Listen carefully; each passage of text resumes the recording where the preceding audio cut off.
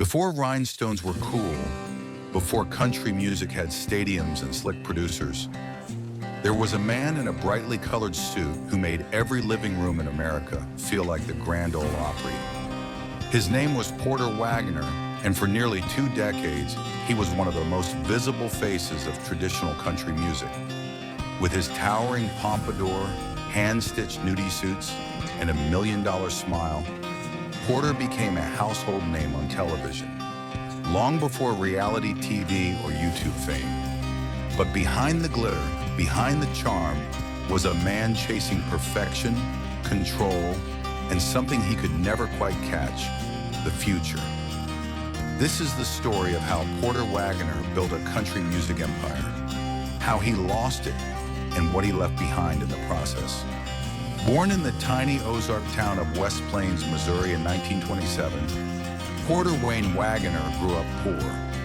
His early life was defined by the Great Depression and hard work, but also music.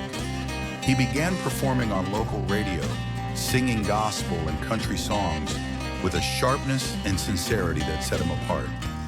He worked in a butcher shop before getting his break, but he always carried his guitar. He played on a department store loudspeaker and got noticed by a local radio station. By the early 1950s, he had signed with RCA Victor, and by 1955, he had his first big hit, A Satisfied Mind. That song would become a kind of prophetic anthem for his life, a reminder that money and fame don't bring peace. Porter became a regular at the Grand Ole Opry, and in 1960 he launched a groundbreaking new venture, the Porter Wagoner Show. It was a syndicated television show filmed in a small studio in Nashville, but broadcast to millions of viewers across the country. It was the first time many rural Americans saw color TV, and they saw Porter in Technicolor. The Porter Wagoner Show ran for 21 years, longer than any other country music show at the time. With his cheerful demeanor, corny jokes, and signature fashion, Porter quickly became a TV icon. He mixed gospel performances with heartfelt ballads, comic sketches, and interviews. He wasn't just a singer, he was a producer, host, and storyteller. He helped bring country music into American homes and shaped how the genre was perceived outside of the South. But his biggest contribution came in 1967, when he introduced a shy, high-voiced young woman named Dolly Parton. Porter saw something in Dolly that others didn't. She was young, blonde, and brilliant, and he positioned her as the new co-star of his show. For the next 7 years, Porter and Dolly became inseparable, at least on camera.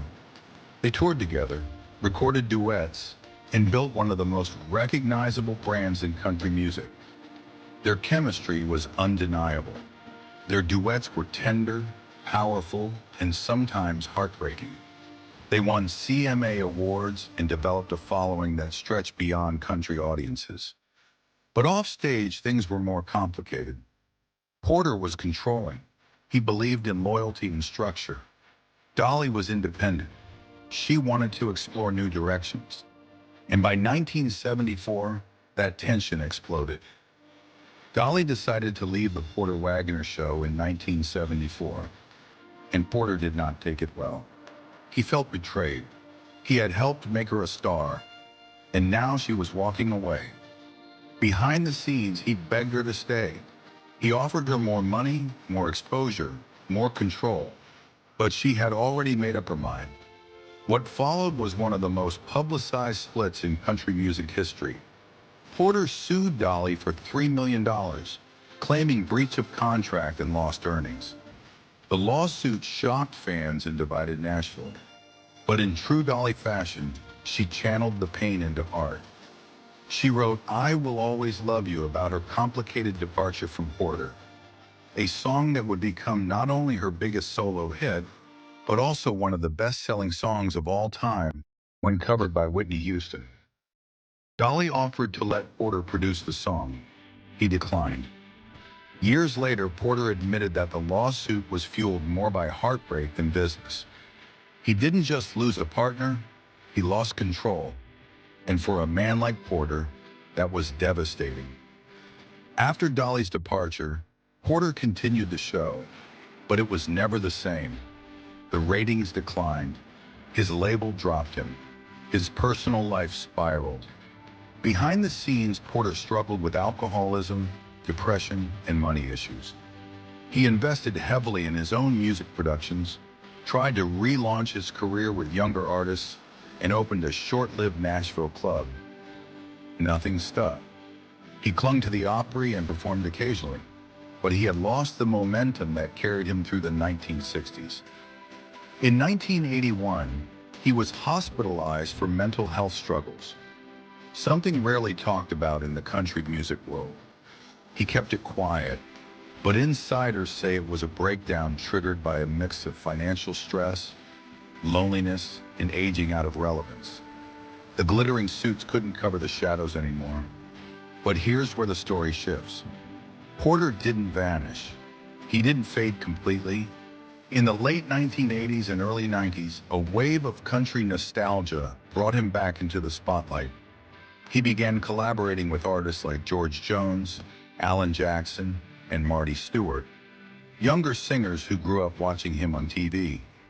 He appeared at tribute shows, award ceremonies, and began to rebuild his reputation. He was invited back to the Opry full-time. His legacy was cemented. And remarkably, he and Dolly reconciled. In the early 2000s, they recorded together again. Dolly even inducted him into the Country Music Hall of Fame in 2002. It was emotional. It was full circle. He may have sued her, but she forgave him. He was a complicated man, Dolly said, but he loved country music more than anything. He also mentored younger artists behind the scenes and gave interviews reflecting on his mistakes. His voice grew quieter, but his presence remained strong. Porter Wagoner died in 2007 from lung cancer. In his final years, he performed regularly at the Grand Ole Opry and even recorded a powerful gospel album called Wagon Master, produced by Marty Stewart. The album was a final testament to his faith, his pain, and his enduring voice. When he passed, the country music world paused. They didn't just mourn a singer, they mourned a symbol of a time when country music was direct, emotional, and sparkling in rhinestones. Porter Wagoner was a star, but more than that, he was a builder. He gave a platform to legends. He embraced performance when others mocked it.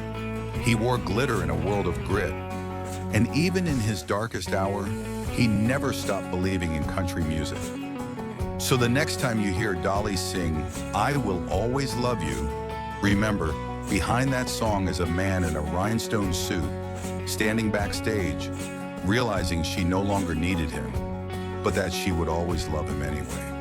And maybe that's what real legacy sounds like. Thanks for watching today's video. If you liked it, don't forget to hit the thumbs up and subscribe button. Be sure to leave a comment. Who should we make new video about?